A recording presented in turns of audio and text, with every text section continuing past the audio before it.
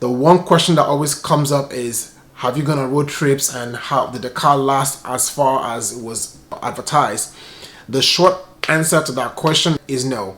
We have not gotten a full 300-mile drive out of any of our cars.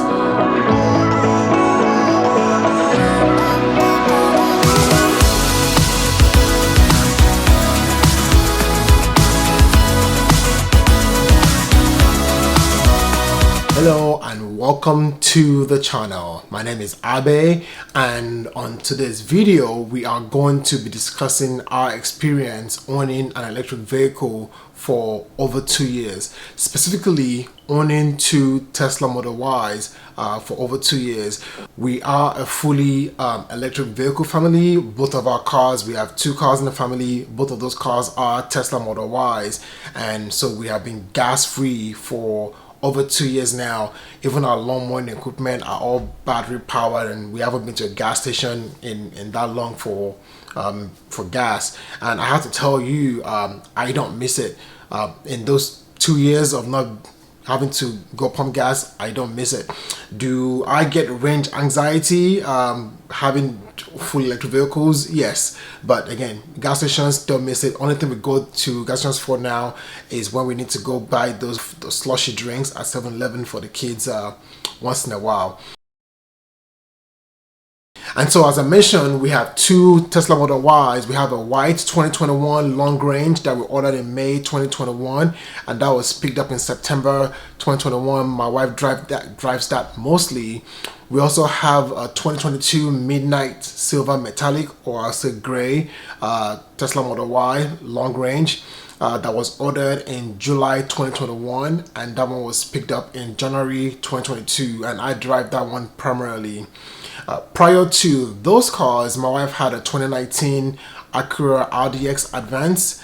I had a 2018 Volvo XC90 Inscription, and both of those cars were really nice. They had actual leather seats, heated, ventilated. They had a heads-up display, blind spot warning, Apple CarPlay, 360-degree top-down camera view.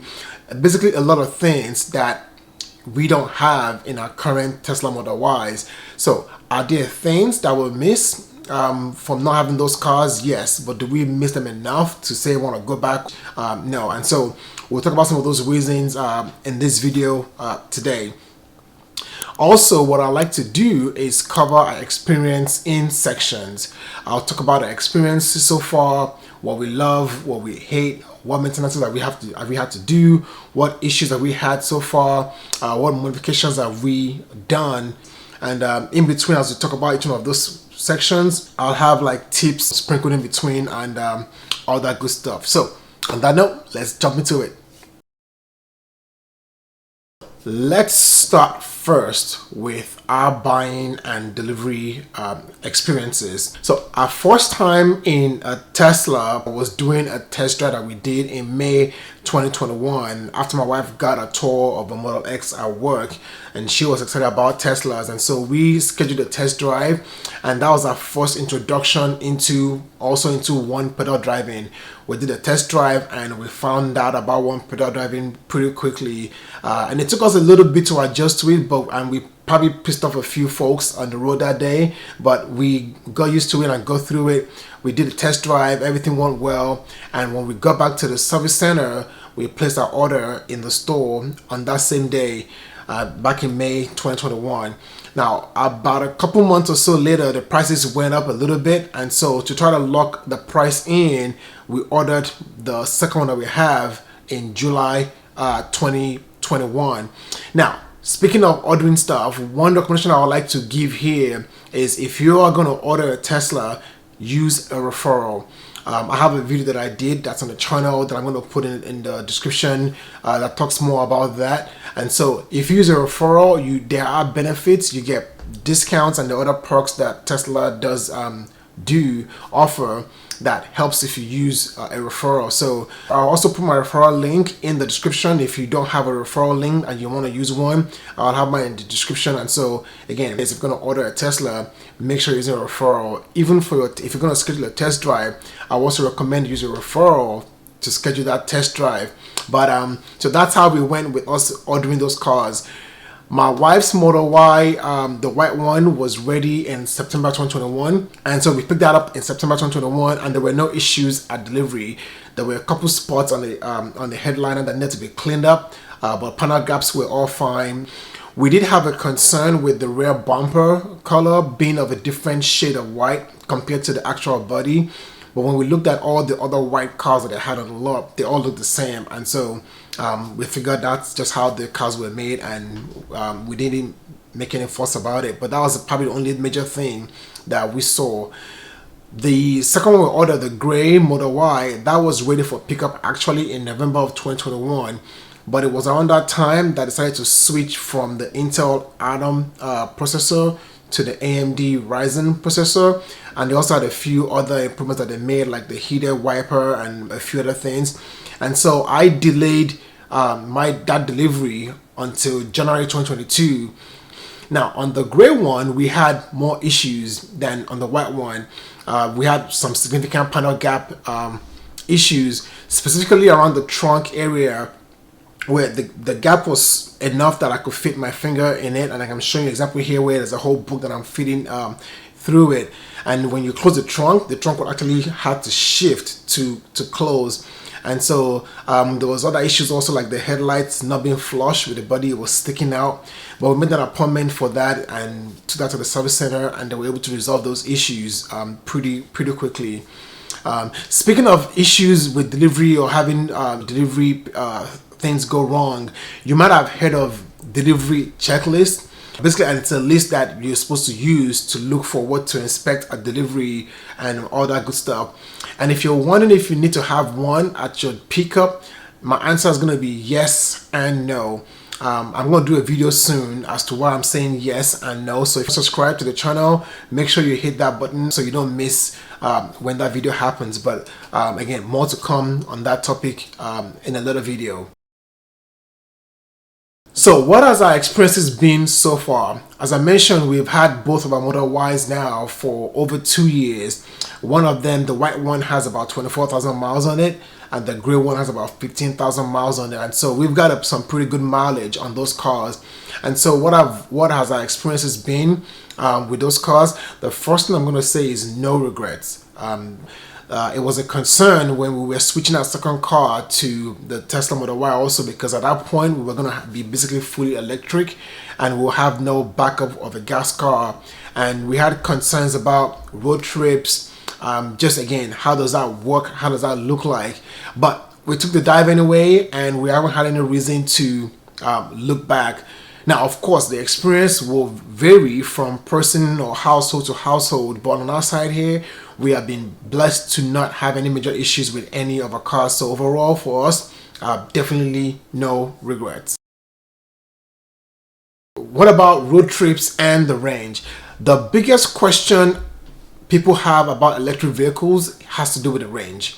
Most times I've talked to people who are curious about Teslas. The one question that always comes up is, have you gone on road trips, and how did the car last as far as it was advertised? The short answer to that question is no. We have not gotten a full 300-mile drive out of any of our cars. Now, I will say the advertised range is an estimate that was determined by driving on a level, smooth road in perfect weather conditions, likely going below 60 miles an hour. So basically the perfect driving condition for an electric vehicle, and not what you would typically experience as an everyday driver. And so how have we done on road trips? We've been on multiple road trips around Florida, North, South Florida, from Tampa going to Atlanta multiple times with both of those cars, and we have not really had any issues. We typically use the Tesla navigation and let the car just plan the whole trip for us, plan the charging stops and all that good stuff. Now, does it take longer? Yes, because like I said, you factor in charging stops into it. Also, you watching your speed, so you're not going too fast and eating up your battery more. And so it does take you a little bit longer, but is it enough for us to miss having gas cars? Not really. Personally, when I'm on the highway and we're doing those trips, I don't limit my speed because I'm trying to save or conserve battery. The only times I've had to do that is if I know I'm trying to get to a charging station and and I'm scheduled to arrive with less than 10% at our station, sometimes in that case I might slow down a little bit just to make sure that whatever happens I don't run the battery down. But for the most part, I don't limit my speed. I drive regular, and like I said, we've not had any issues. So speaking about the range, the most range that I can recall that we've gotten on a full charge was about 190 miles, and that was also us getting to the supercharger with about 20% battery life left. So if we had pushed our car all the way to say 5%, we probably could have hit 250 miles if we really wanted to push it. So we haven't gotten the full 300 miles yet out of it, but again, it's not a big deal that we're not getting that. The key thing I would say when it comes to road trips and electric vehicles is planning. Before any trip that we go, I typically will do multiple runs on the navigation to see the route that it's going to take us through, confirm charging stations along the route, and then of course making sure I have the car charged to 100% just before we leave. And then also when we get into the car, before we actually hit the road, I run the navigation again just to make sure if the route has changed or anything, and what are the charging stops that it's planning for us. That way I know where we need to stop. So all those things. But again, the key thing is just planning. Sometimes I will skip a charging stop if it's going to have me get into that supercharger with more than 40%, and there's another supercharger that's not too far away. And so doing that actually helps in a couple of ways. One, because the car charges faster at a lower state of charge, arriving at a supercharger with lower battery, it does help you get things moving a little bit faster. I've also got two kids. I've got two boys, 10 and 6 as of this recording, where at that age we do have to have a few stops, right? So we usually time those charging to be bathroom stops. At those stops we're using the bathroom, we're getting food, we're stretching. And so when we have to charge longer because I arrived at a lower state of charge, it gives us time to be able to do all those things without having to rush back to the car and avoid idle fees. A lot of times too, the supercharger is not busy. We typically charge above the recommended level. So if the car says to charge for 10 minutes to 50% and then continue the trip, we'll probably just leave the car plugged in and charge like 80%. And doing that usually means we can skip like the next stop, or if that's our final charging stop, we get to our destination with a higher state of charge. Also for us, we do a lot of our road trips, especially when you're going interstate. We do those at night, so overnight. So one, there's less traffic, there's also less congestion at the superchargers, and so I'm sure that helps a little bit too. And that's how it goes for us when it comes to range and road trips. What about the tires? One of the things people say about Teslas is they chew through tires pretty quickly. And for both of our Model Ys, the tires on both of them are still the original tires from the factory. The white one with more miles is getting close to needing new tires, but there's still plenty of thread left on it. We've rotated the tires on both cars about 3 times between both of them. And I think that's something that should be done also, is keeping your tires rotated so you can make sure you're getting even wear. Also checking your alignments to make sure you don't have uneven wear, and make sure your camber and your toe is all properly adjusted. And another thing that can help you and help your tires is your drive mode. If you drive in standard or sport mode, or you're always launching from stop, you're going to chew through your tires faster. To preserve your tires, you want to drive more in the chill mode. That less torque that you're applying to your tires does help you preserve your tires a little bit longer. So what about our charging setup or battery life after 2 years? So it's always best for you to have a home charging setup. Now, of course, we know not everybody can have that if you just don't have a way to get home charging setup, but that's always the best thing you can do. But for us, we charge our cars mostly at home, except when we're going on road trips. We do have a wall charger, and we have 2 mobile chargers, because when we got our cars, Tesla used to include the mobile chargers in the cars. And so there is a mobile charger that's in one of the cars, basically just in there for a road trip, and we have one that's plugged in at the house. We do have a NEMA 1450 outlet that we have wired, and we use a NeoCharge smart splitter to basically power both the wall and the mobile charger. So it's a splitter that splits, it has two 1450 outlets, and we have the mobile connector and the wall connector plugged into that. And so that's how we have two chargers set up. The charging schedule itself is controlled within the Tesla app. And so we have one car that charges on scheduled departure, and the other car charges on scheduled time. And so that's how we keep the two charging schedule separate. And if you're wondering how the batteries are holding up so far, the 2021 model is currently rated for about 300 miles at 100%. So it's showing a 7% degradation and about a loss of about 20 miles. The 2022 is showing 310 miles at 100% with a 6% degradation, so a loss of about 10 miles. Those are both coming from Tessie, and it could be a little bit different from Tesla directly, but for the most part I would say the battery life holding up pretty good for both of them. And so how often do we charge at home? And our answer is as needed.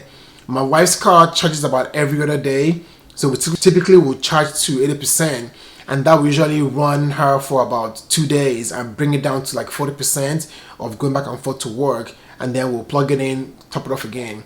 I drive my car less, so I charge mine about once a week. And when we're leaving for like a road trip or leaving one of the cars for a long time, we usually will leave one of the cars plugged in into the charger with the charge limit reduced to about 50%.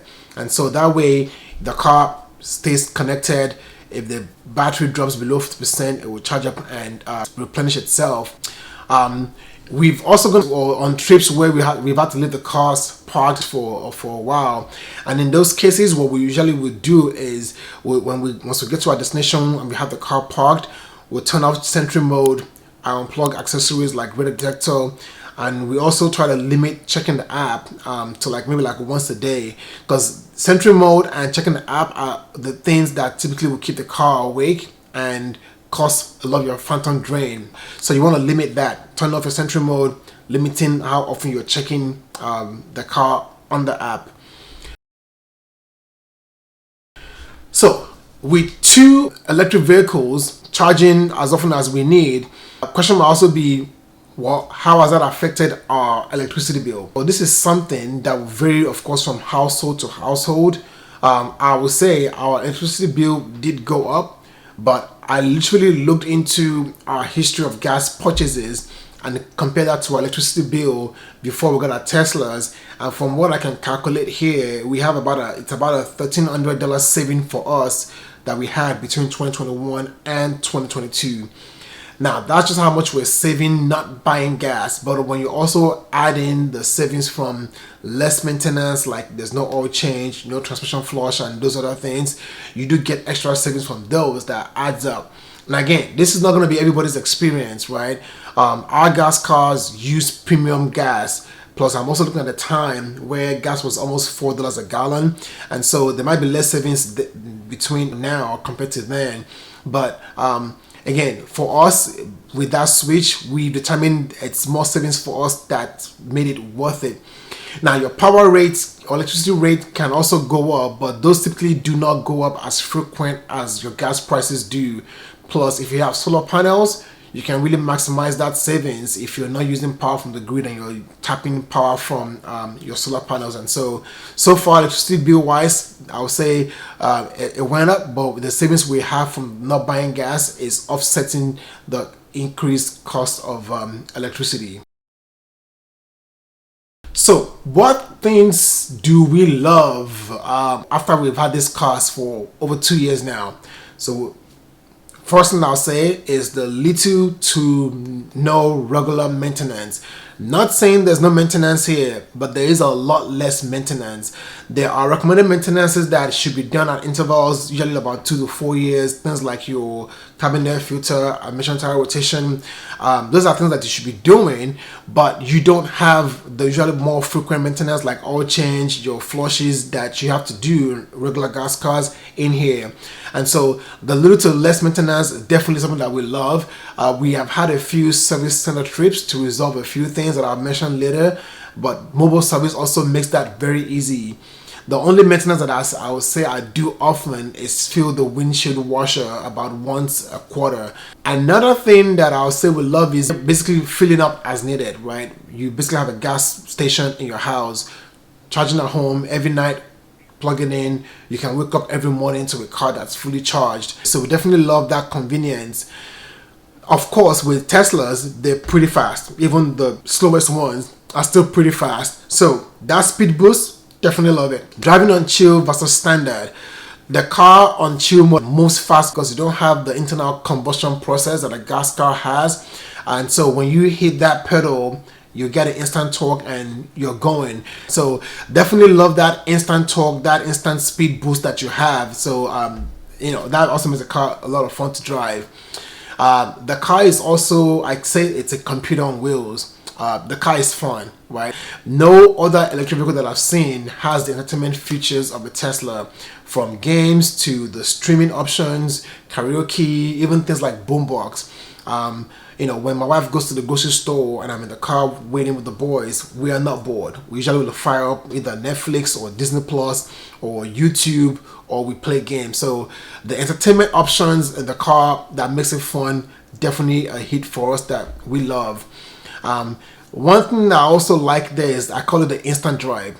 Basically, I can't tell how many times I've gone into my car and I've driven off in less than 5 seconds, because I don't have to find the key to have to like unlock the door first and everything, then put the key in or press the start button, put it in gear. Basically, my phone has a key. I walk up to the car, I open the door, I put my foot on the brake, put it in drive, and gone.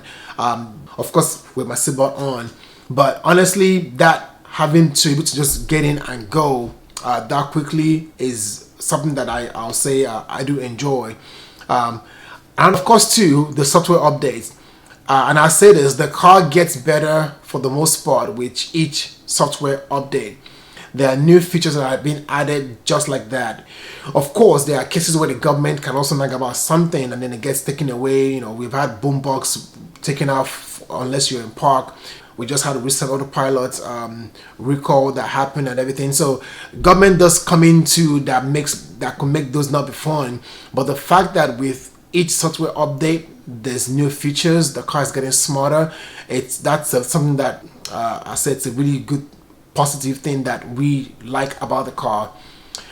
Of course, we cannot miss not talking about the cargo space. With the Tesla Model Y being a hatchback crossover, it has a lot of space. There's a sub trunk, there's a frunk.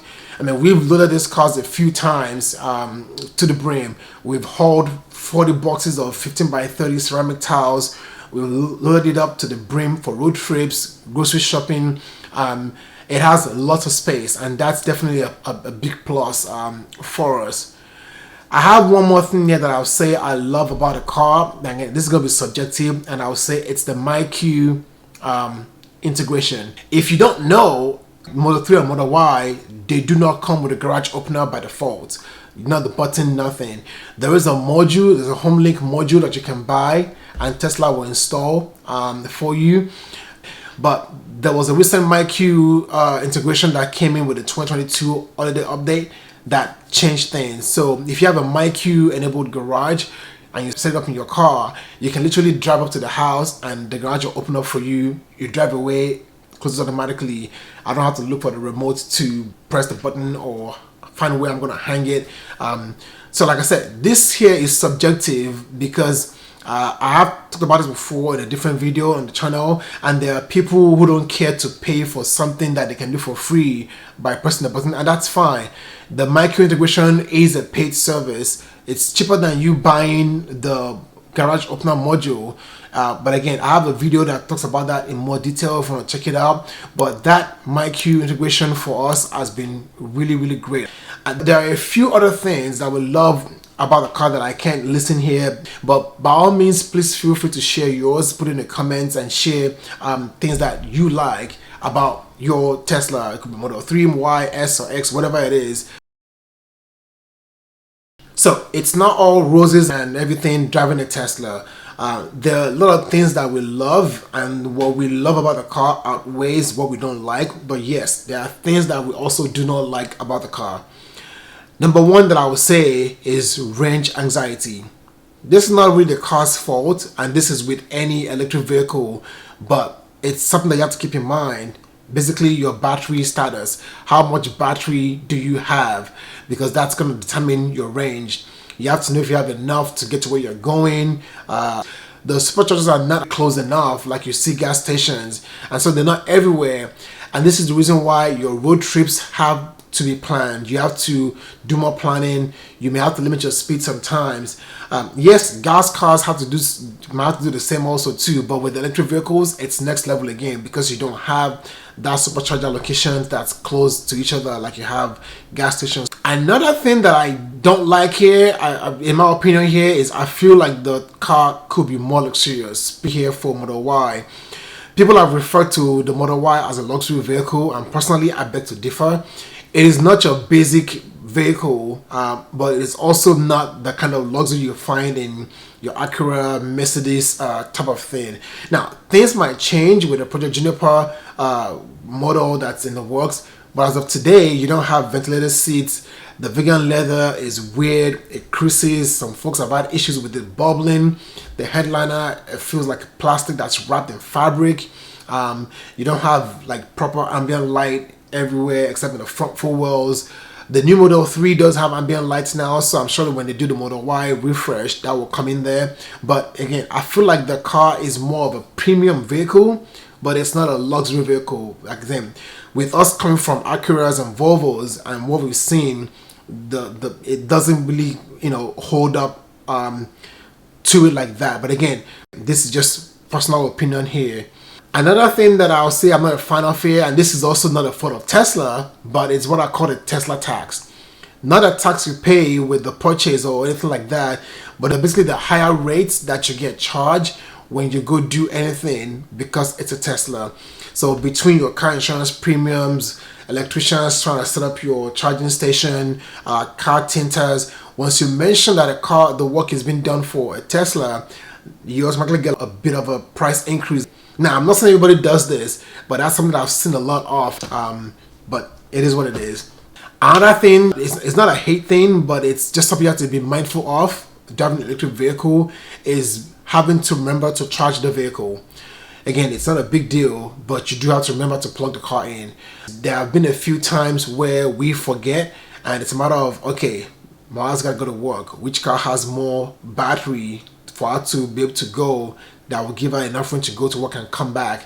And so it's just one of those things that I have to do. I do use a Tessie app to help with this. I have a lot set up that lets me know whenever any of our cars arrive home with less than 30% charge. The app will send me an alert.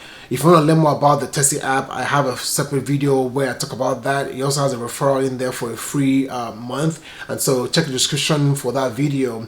Another thing I don't like here, not a big deal, but is not having Apple CarPlay or Android Auto. Again, it's not a major dislike because you also get used to it, but coming from cars that had that feature, and it's a feature that's very handy, especially if you use apps like Waze or you use other music apps. Some people have SiriusXM that they would like to stream, and so people have had to resort to having to buy like third-party kits to get CarPlay in. But I think it would be nice if Tesla could integrate that, but again, we don't have that, and so just one of those things we gotta deal with that I wish was there. And then another thing that I'll say is service appointments.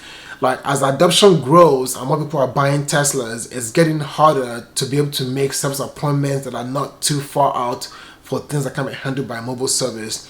Yes, mobile service is also more prevalent and it's being used now a lot for a lot of things, which makes it very convenient. But for when you have to go into the service center, they're getting booked weeks out, and so it's just taking longer. Hopefully things get better, because Tesla also does not do good when it comes to loaner cars. And before, they used to give you like enterprise rental or they give you Uber credits, but lately they've been basically telling you you're on your own. And so again, I don't have much really, but if you have something else that on your own that you've experienced that is not a thing that it makes you that you're not a fan of, by all means don't forget to also put it in the comments so we can all at least share experiences with each other. So I mentioned service centers. So speaking of service centers, let's talk about what maintenance we've had to do and their cost, since one of the things I said was a saving is less maintenance. We haven't really done much so far, but for the ones I'm going to list here, these are the notable ones that we've had to do.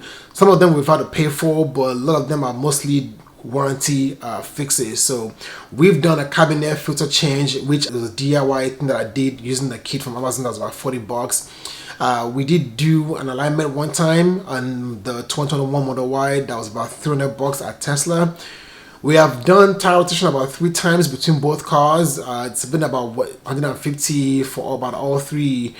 My wife's car did pick up a screw one time that we had to go patch at a non-Tesla shop for $30.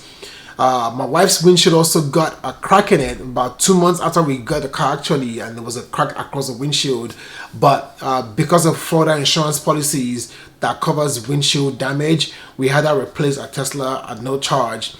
On my car, I had rattles and squeaks in my B pillar that Tesla fixed under warranty.